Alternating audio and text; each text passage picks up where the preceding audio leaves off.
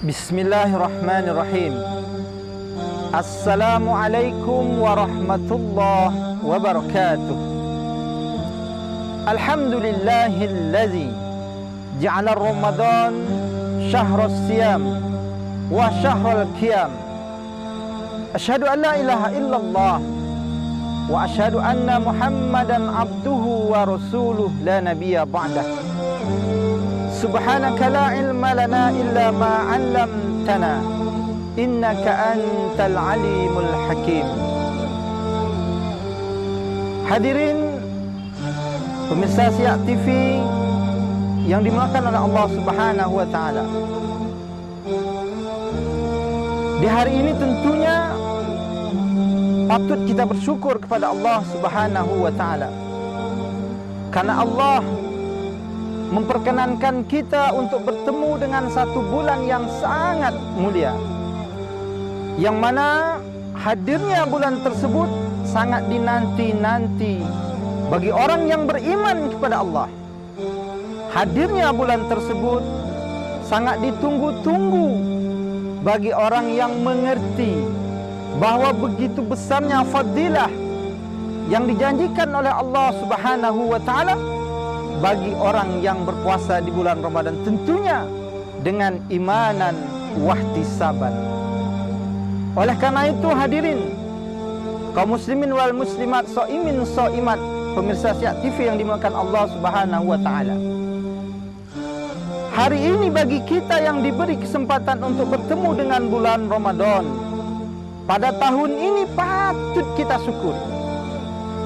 Kenapa?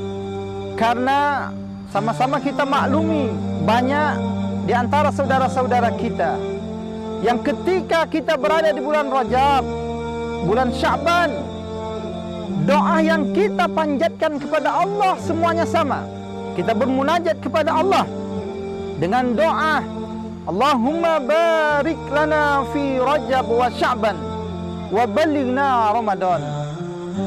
Wahai Allah, berkahilah kami di bulan Rajab dan bulan Sya'ban, serta pertemukanlah kami dengan bulan Ramadan.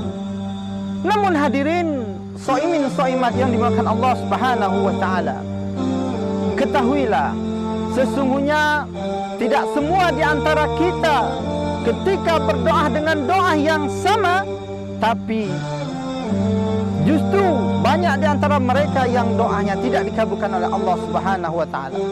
Ada di antara mereka yang hari ini sebelum memasuki bulan Ramadan ternyata telah dipanggil oleh Allah Subhanahu wa taala untuk menghadap Allah Subhanahu wa taala.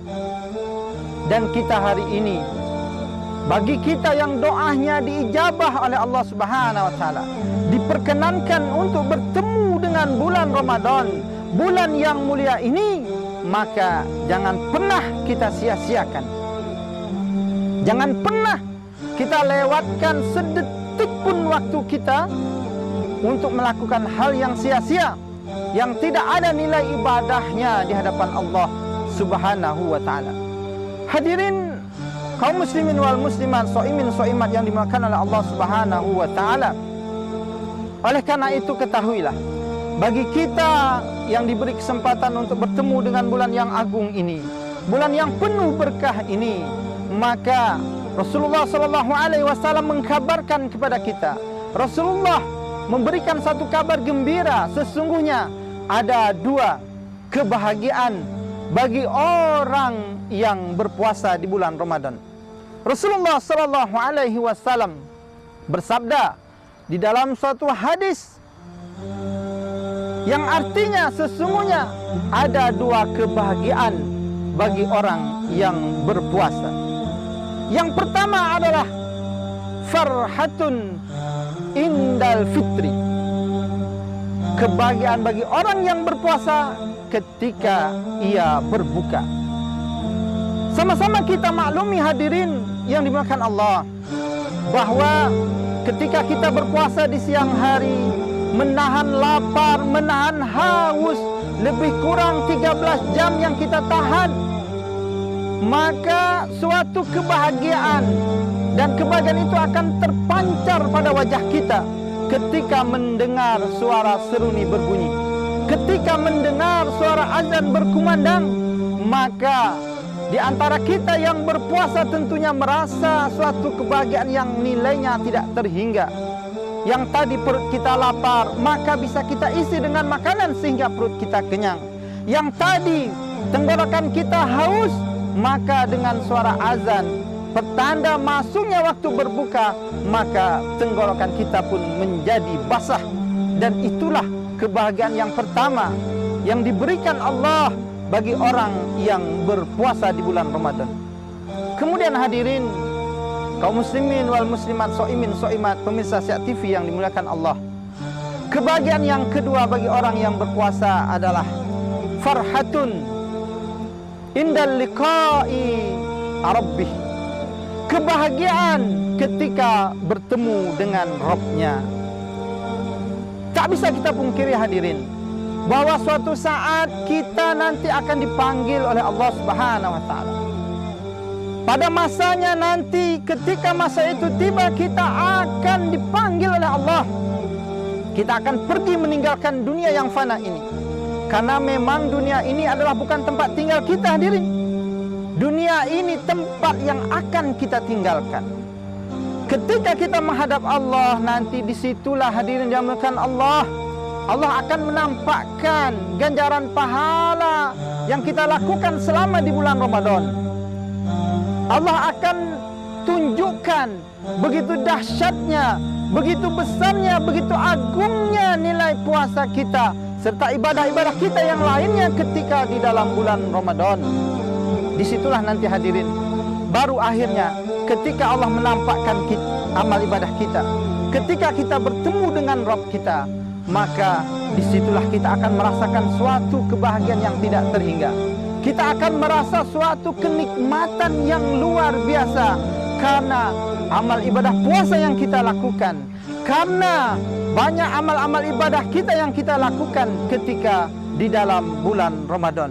Dan akhirnya kita merasa senang, kita merasa bahagia ketika kita berhadapan Allah Subhanahu wa taala. Kenapa? Karena ada bekal yang kita bawa ketika kita menghadap Allah Subhanahu wa taala.